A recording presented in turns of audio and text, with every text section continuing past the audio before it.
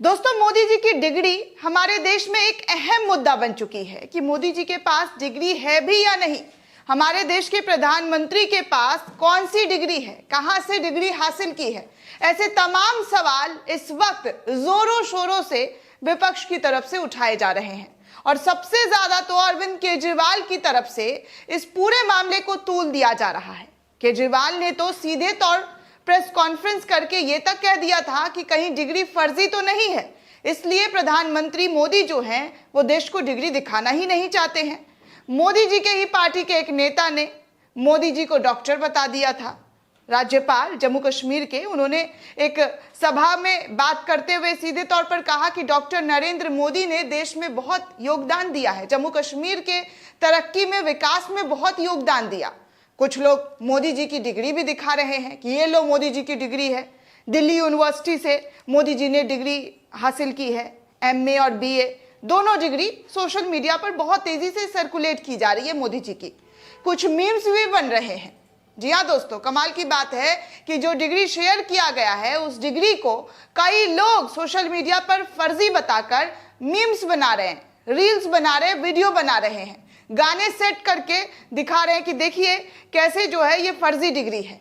लेकिन इन तमाम अटकलों के बाद रवीश कुमार ने भी मोदी जी की डिग्री को लेकर एक बहुत बड़ा खुलासा कर दिया है। दोस्तों, वो खुलासा देश के लिए कितना अहम होने वाला है, इस खबर को आप खुद सुनेंगे तो आपको समझ में आएगा कि हमारे देश में किस तरीके से फर्जीवाड़ा हो रहा है, डिग्रियों के साथ कैसे धांधली हो रही है। और इस बात की जानकारी रवीश कुमार और दिव्य भास्कर जो गुजरात का अखबार है वो लिख रहा है। डिग्री को लेकर गुजरात का दिव्य भास्कर की तरफ से भी इसकी जानकारी साझा की गई है कि कैसे धांधली और फर्जीवाड़ा डिग्री के नाम पर हो रहा है। दोस्तों, रवीश कुमार ने मोदी जी की डिग्री को लेकर क्या कहा वो मैं जरा आपको पढ़कर सुना दूं कि उन्होंने एक पोस्ट शेयर किया है सोशल मीडिया पर और उस पोस्ट में क्या कुछ है मोदी जी की डिग्री को लेकर, और भी कई डिग्री है जो उनका धांधली जो हुआ है उसको लेकर तमाम वो बातें कहते हुए नजर आ रहे हैं। रवीश कुमार लिखते हैं कि प्रधानमंत्री की डिग्री पर बहस करनी है तो इस खबर पर भी बहस करनी चाहिए। पिछले साल दिव्य भास्कर ने यह खबर छापी थी कि गुजरात के 11 विश्वविद्यालयों के वाइस चांसलर ऐसे हैं जो यूजीसी की गाइडलाइन के अनुसार योग्य नहीं है। इनमें से एक गुजरात यूनिवर्सिटी जहां से प्रधानमंत्री ने ग्रेजुएशन की पढ़ाई की है, इसके वाइस चांसलर की नियुक्ति यूजीसी के गाइडलाइन के अनुसार नहीं हुई है। जी हाँ दोस्तों, यूजीसी की जो गाइडलाइन है और उस गाइडलाइन के अनुसार इनकी नियुक्ति जो है गुजरात यूनिवर्सिटी में जो वाइस चांसलर है उनके अकॉर्डिंग नहीं हुआ है। जो गाइडलाइन है उनके थ्रू उनका जो चुनाव हुआ है, जो चयन हुआ है वो नहीं हुआ है, ऐसा दिव्य भास्कर और रवीश कुमार अपनी पोस्ट में लिख रहे हैं। आगे रवीश कुमार ये भी लिखते हैं कि ऐसा पिछले साल के दिव्य भास्कर की खबर में बताया गया था। अमृतकाल और विश्व गुरु का झांसा देने वाले बता दें जरा कि ये 11 वाइस चांसलर कैसे नियुक्त कर लिए गए। वाइस चांसलर को 2 लाख तक की तनख्वाह मिलती ही होगी, इस तरीके का अनुमान रवीश कुमार की तरफ से लगाया जा रहा है। कहा जा रहा है कि वाइस चांसलर की तनख्वाह 2 लाख से कम थोड़े ना होगी, 2 लाख से ज्यादा ही होगी। लमसम इतना ही तनख्वाह होगा जिनकी नियुक्ति बड़े बड़े पदों पर हो गई है, यानी कि एज अ वाइस चांसलर कई यूनिवर्सिटी में हुई है लेकिन वो सही तरीके से नियुक्ति हुआ ही नहीं है। और ये तमाम खबर गुजरात की है। धर्म और राष्ट्रवाद की राजनीति से क्या नैतिकता का कोई विकास नहीं होता? क्या आपको मालूम है कि सरदार पटेल ने अपने जीवन काल में जिस सरदार पटेल यूनिवर्सिटी की आधारशिला रखी थी उसके वाइस चांसलर के सेवा विस्तार को सुप्रीम कोर्ट ने निरस्त कर दिया था। पिछले साल की ही बात है। आगे रवीश कुमार ने यह तक लिखा कि कहा था कि वाइस चांसलर शिरीष कुलकर्णी की नियुक्ति ही अवैध तरीके से हुई है। अब आप सोचिए कि जिसकी नियुक्ति होती है वाइस चांसलर के रूप में और फिर उसकी नियुक्ति को सुप्रीम कोर्ट निरस्त कर देता है। अब यहाँ पर कितना झोल झपाटा हुआ होगा इसका अंदाजा आप लगा सकते हैं कि सुप्रीम कोर्ट उनकी नियुक्ति को रद्द करता है। सुप्रीम कोर्ट को सामने आना पड़ता है और फैसला लेना पड़ता है कि जो नियुक्ति हुई है वो सही तरीके से नहीं हुई है, गाइडलाइन को फॉलो करते हुए नहीं हुई है। इन्हें 3 बार सेवा विस्तार दिया गया था।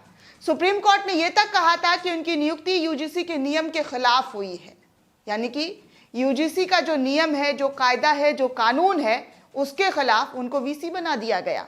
प्रधानमंत्री मोदी जी, इस आदमी में ऐसा क्या खूबी था कि नियम बदलकर इसे 3 बार का सेवा विस्तार कर दिया गया। इस पद पर ऐसे लोग कैसे पहुंच जाते हैं और वर्षों बने भी रहते हैं। फिर जब इनकी फर्जीवाड़ा का पता चलता है तो सुप्रीम कोर्ट का दरवाजा खटखटाया जाता है और सुप्रीम कोर्ट इनके डिग्रियों को, इनकी नियुक्तियों को रद्द करते हैं। कोर्ट ने तो ये तक कहा था दोस्तों, जब ये फर्जीवाड़ा वीसी का जो सामने आया था, तब इसमें ये तक कहा था कि वाइस चांसलर बनने से पहले प्रोफेसर के तौर पर 10 साल का पढ़ाने का अनुभव होना चाहिए, जो कि कुलकर्णी को नहीं था। कुलकर्णी के पास 10 साल का अनुभव था ही नहीं, लेकिन फिर भी उनको वाइस चांसलर बना दिया गया था गुजरात में सरदार पटेल यूनिवर्सिटी का। सुप्रीम कोर्ट की बेंच ने इस बात को लेकर काफी नाराजगी जाहिर की कि गुजरात सरकार ने वाइस चांसलर की नियुक्ति में यूजीसी के नियमों का पालन ही नहीं किया। सुप्रीम कोर्ट के इस आदेश के बाद गुजरात के 11 राज्य विद्यालयों के वाइस चांसलर की नियुक्ति पर सवाल उठ गए, क्योंकि उनकी नियुक्ति तो इन्हीं नियमों के तहत हुई थी। 11, जी हाँ दोस्तों, 11 वाइस चांसलरों की नियुक्ति पर सवाल उठ गए थे कि उनकी नियुक्ति किस बेसिस पे की गई, किस बिना पर की गई, क्या उनके पास क्वालिफिकेशन था, किस तरीके से जो है उनको वाइस चांसलर बना दिया गया। इन तमाम सवाल जो है वो अचानक से फिर से सामने से रविश कुमार की तरफ से खड़े किए गए कि इन पर कोई क्यों जवाब नहीं देता। 1 साल बीत गए हैं इस फर्जीवाड़े को लेकर, लेकिन अब तक किसी ने जवाब नहीं दिया, ना प्रधानमंत्री ने दिया, ना गुजरात के सीएम ने दिया। आगे क्या हुआ इसकी जानकारी किसी को नहीं है। चारों तरफ फर्जीवाड़ा इतना फैला हुआ है कि सही बात करने वाला ही विलन बन जाता है। ये वो लोग हैं जो जाने कैसे सिस्टम से एडजस्ट होकर ऐश कर रहे होते हैं। तो इस तरीके की बातें रविश कुमार की तरफ से 1 साल पुरानी खबर उठाकर लोगों को बताई जा रही है कि आप मोदी जी की डिग्री, हमारे देश में अहम मुद्दा जो है वो तो है ही, लेकिन इधर भी गुजरात में 11 यूनिवर्सिटी है जहां पर वाइस चांसलर की नियुक्ति पर कई बड़े गंभीर सवाल खड़े कर दिए गए थे। दोस्तों, इस पूरे रिपोर्ट को लेकर आप क्या सोचते हैं, आपकी क्या राय है, हमें कमेंट सेक्शन में जरूर बताइएगा। साथ ही साथ नेशन 360 को ज्यादा से ज्यादा लाइक, शेयर और सब्सक्राइब करना बिल्कुल भी ना भूलें।